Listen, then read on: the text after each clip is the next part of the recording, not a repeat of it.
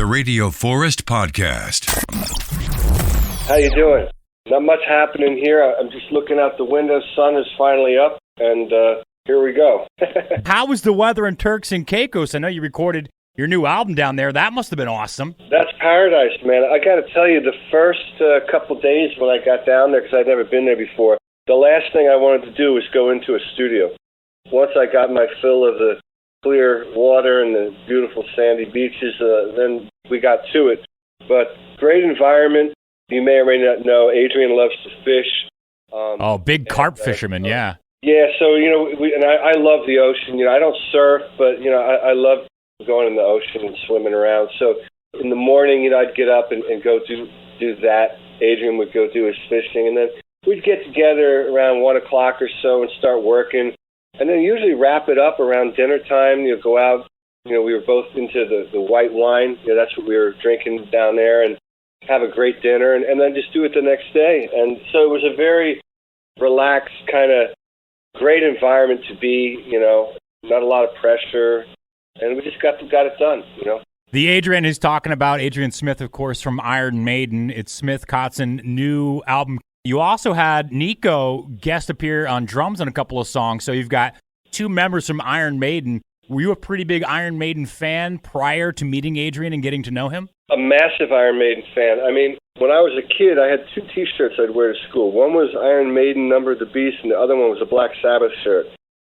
And the first hard rock concert I saw was Peace of Mind, Iron Maiden. So I don't remember what year that was, but I want to say I was probably 13 years old or somewhere around there. Fast forward to now, to hold an album in my hand and see, the letters SK and our names spelled out there. It's pretty surreal. It's very cool. I'm very honored to be in this situation right now. We're talking to Richie Kotzen. He also was in Mr. Big, Poison, and the Winery Dogs. Now, you also played some drums on the album. I know you've played a lot of instruments. So when you do like a solo album, you've had a lot of those released. Does it change every song, or what do you typically lay down first if you're doing the majority of the instruments? Yeah, it changes. I have a system that basically has evolved from years of making these records this way. But really what it comes down to is everything is set up and mic'd at all times. So my drum set is set up in my studio with the microphones, always set up the same way, and it doesn't move. And then the same thing with my vocals path, my lead vocal signal chain, and everything else. So what that does is enables me to work in this kind of fluid motion where, like, maybe I'll have an idea for a song, okay? So I'll play a guitar riff to a click track. Then I'll go downstairs where the drums are. I'll record the drums. Then I'll come back and work on the song. And then after I get to a certain point, I might realize, well, the drums are okay, but I got to do something a little different in this section. Then I can go back and drop in, fix that section. So I have that kind of freedom and flexibility, and that's really how it works. Where, like with bands, typically when they make a record, the guy will come in, set his drums up, put the microphones up, and then once all the drums are recorded, they strike everything, take it away, and move on. So you're in a position where you have to make a commitment right there on the spot. This is the arrangement, this is the performance, we're not changing it no matter what. Whereas in my way, I kind of have to have that flexibility because my ideas are evolving in real time. The pre-production is happening as I'm recording, and I have to be able to make changes here and there. So that's really the secret as to how I'm able to make a record where I'm the only musician on the record. But then, on the flip side, sometimes there's something that I can't do it, and I need to get somebody else in there that has a different skill set to execute the idea that I have, And then that's when I'll call a different guy to come in and play drums and figure it out, But in general, that's how I record. There's, of course, like Jared James Nichols, Robbie Krieger, Mark Knopfler, Jeff Beck, famous for not using a pick.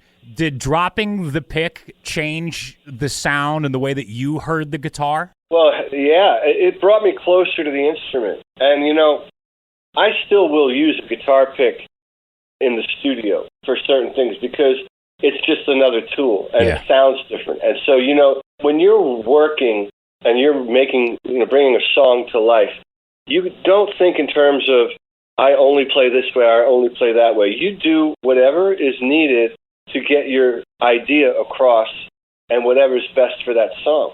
Even to the degree that you never think about live. It's like, I've heard guys say, yeah, but how are you going to do it live? Well, the reality is I may never do it live. Yeah. We may never get to a place where I ever have to play it live. So it's irrelevant. It doesn't matter. And so if it does come up and somehow a song on a record is something that said, wow, this is really, took on a life, we need to play it live, then you figure it out at that point. But when you're in the studio, the purpose is to make the song work and function and come to life. And so whether that means playing with a guitar pick or playing with your fingers or, playing with a Coca-Cola bottle, it doesn't matter. What are you trying to achieve and how do I get there? Yeah, that makes a lot of sense. And if everybody didn't do it that way, we'd be stuck with the same kind of music. Like nobody would have pulled out a Coke bottle or a slide. Or we just passed Jerry Cantrell's birthday from Alice in Chains. Did he have his party this year with COVID, or has that been shut down? No, Jerry is such a good friend of mine. We go way back, and we've spent we've had a Thanksgiving at my house already. We're very close, and I love Jerry very dearly. But not only did he not have a party this year, he did not have the party the previous year, and that's right around when started. Yeah, no one really knew what it was, and so what a terrible thing this COVID. It just really, for me personally, I have to say, I embraced the stay-at-home order. I really feel like I discovered that I needed to do that, actually. And, as a musician, you always say yes when you're offered the gig. It's like, hey,